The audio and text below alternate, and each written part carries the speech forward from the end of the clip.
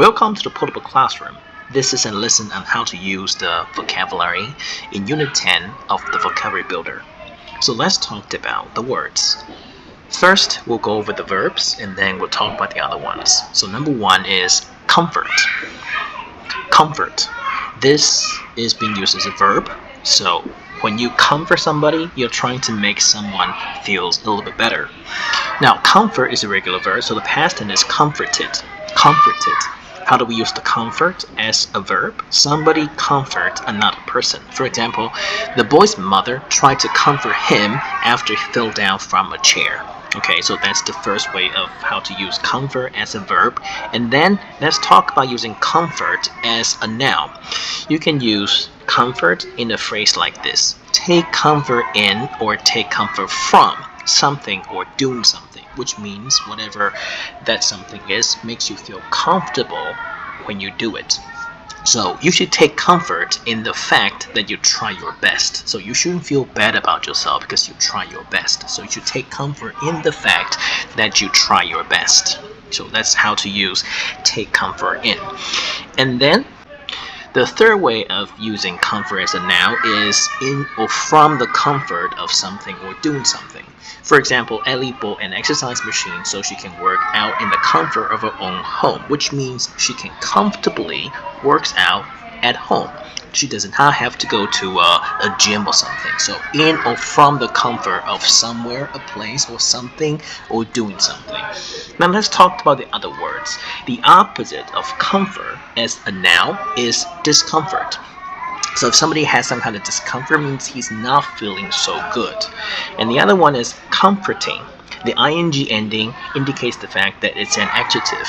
Okay, for example, like something is really comforting, like eating chocolate can be really comforting, it can calm you down.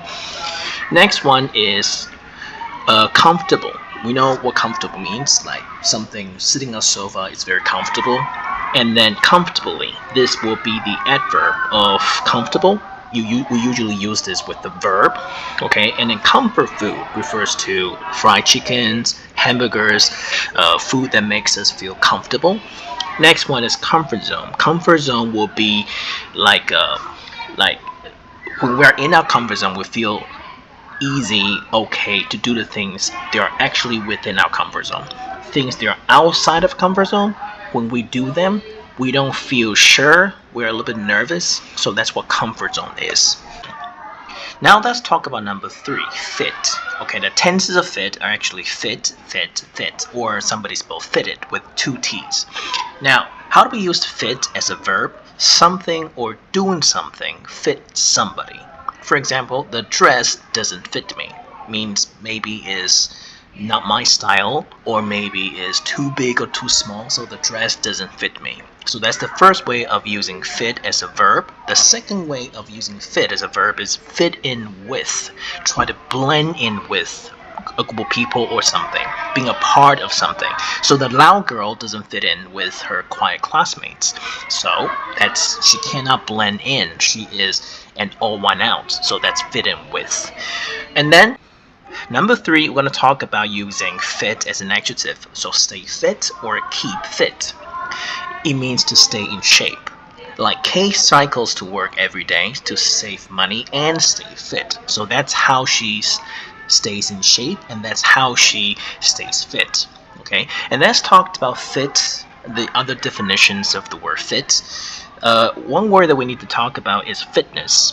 This is a noun and it's not countable. Okay, fitness means to kind of like bodybuilding, 健身体适能, that's fitness. The other one is one size fits all. There are some certain type of clothes or shoes is one size fits all. 均码的体适用叫 one size fits all. Okay. Number 4 is the word claim. Again, claim. The past tense of claim is claimed. Okay, to claim something is to say to other people something that this something actually belongs to you, or to tell people something. Alright, the first way of using claim is using claim with an noun clause that starts with that. So somebody claimed that, followed by a clause. And then she claimed that the ring was stolen, not lost. So she told everybody that her ring was stolen, not lost. So that's what it means. Number 2, somebody claimed to do something. For example, she claims to be a good pianist. So that means she actually told everybody she is a good pianist. Okay, so claim to do something or claim to be somebody. Number 3, somebody claimed something. This is different. When I say somebody claims something, means the person is claiming the right to something.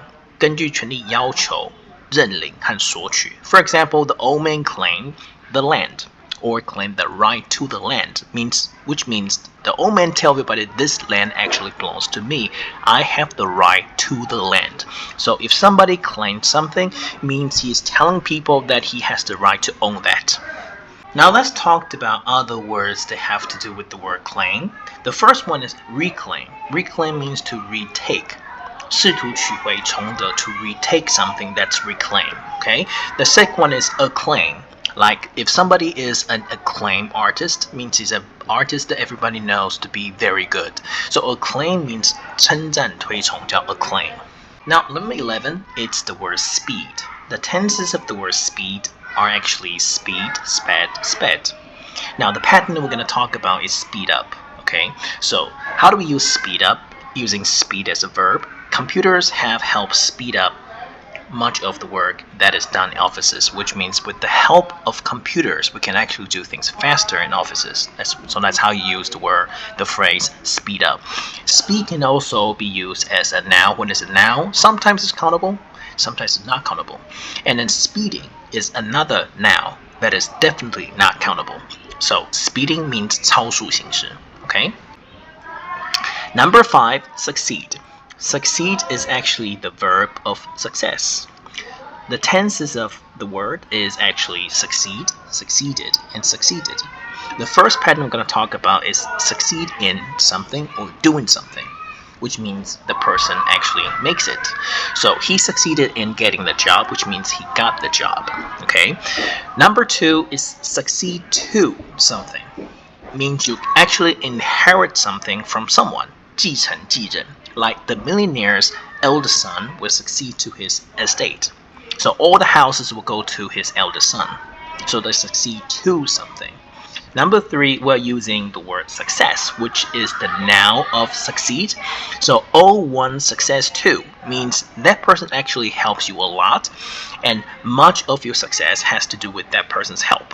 So I owe my success to my mother, who taught me the value of hard work. So this is actually who taught me the value of hard work is actually an adjective clause. Now let's talk about more words that has to do with success. So first of all, we know success is a noun, not countable. Succeed is a verb. The past tense is succeeded. Adjective will be successful with FUL at the end.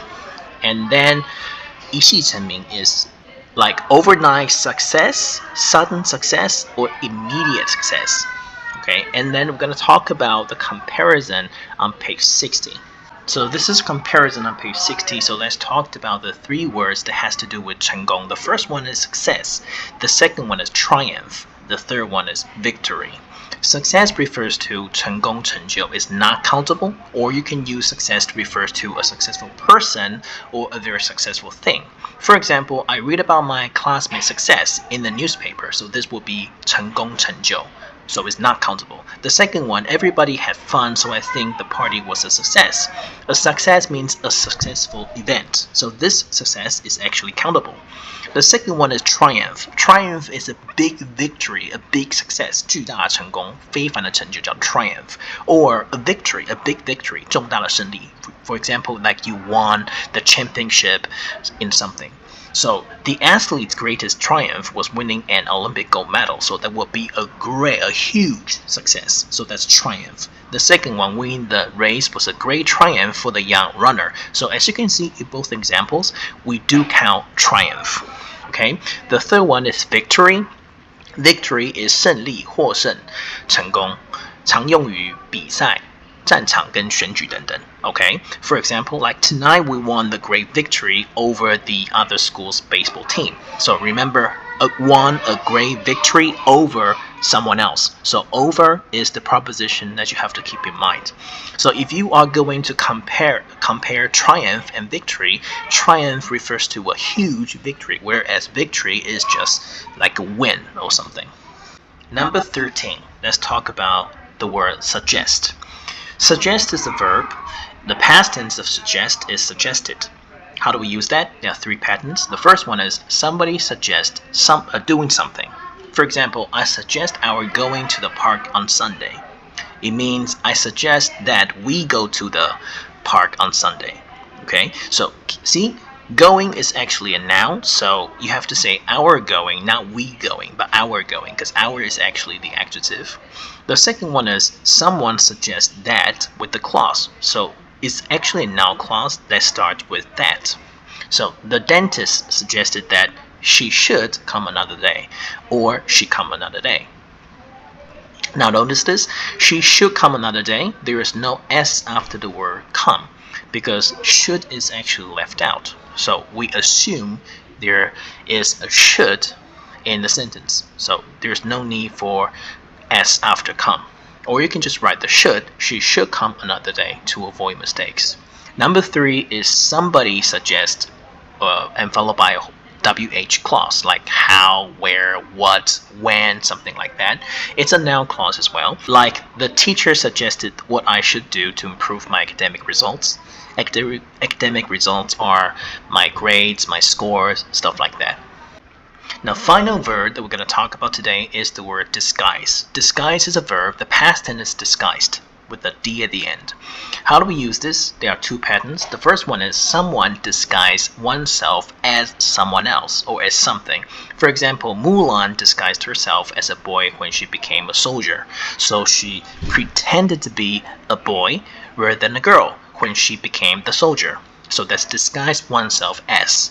The second one is using disguise as a noun, like in or under the disguise of something or doing something. Okay, for example, I went to the party under the disguise of going to the library, which means I told probably my parents that I was going to the library, but when in fact I was actually going to the party. So that's under the disguise or in the disguise of doing something. Alright, now let's talk about other things that has to do with the word disguise. Disguise, we know that can be used as a verb. It means to pretend. Okay, the second one is using it as a noun. Sometimes it's countable. If you're talking about your clothes, it's countable. Wearing a disguise.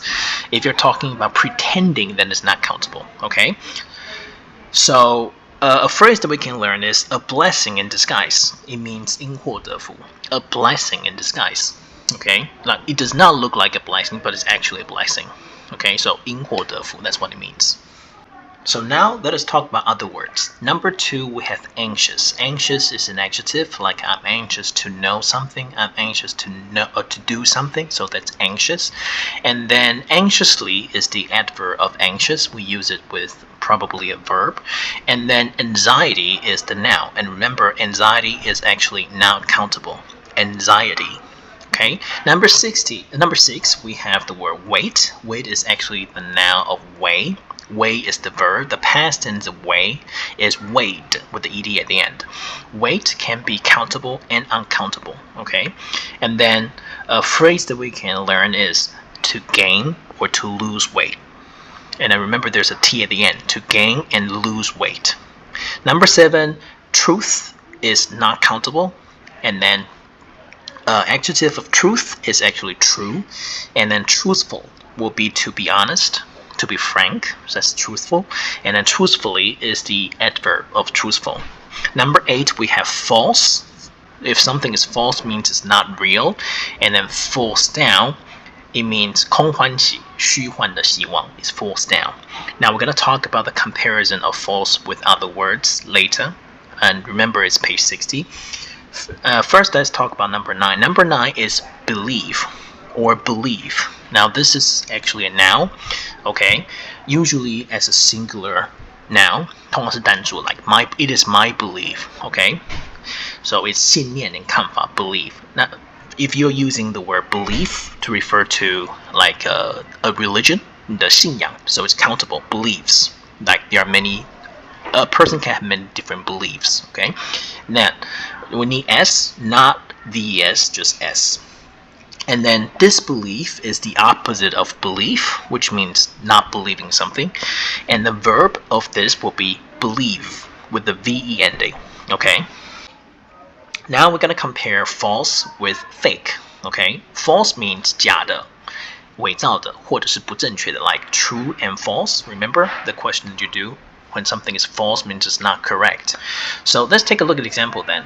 Novel said there was a fire, but it was a false alarm. It was not a real alarm. It was false alarm. 假警报 is not real. And then the false news report caused a lot of confusion for people who watched it. Okay, so false news, the false news, which means it's a news that is the piece of news that is not real. So that's the false news.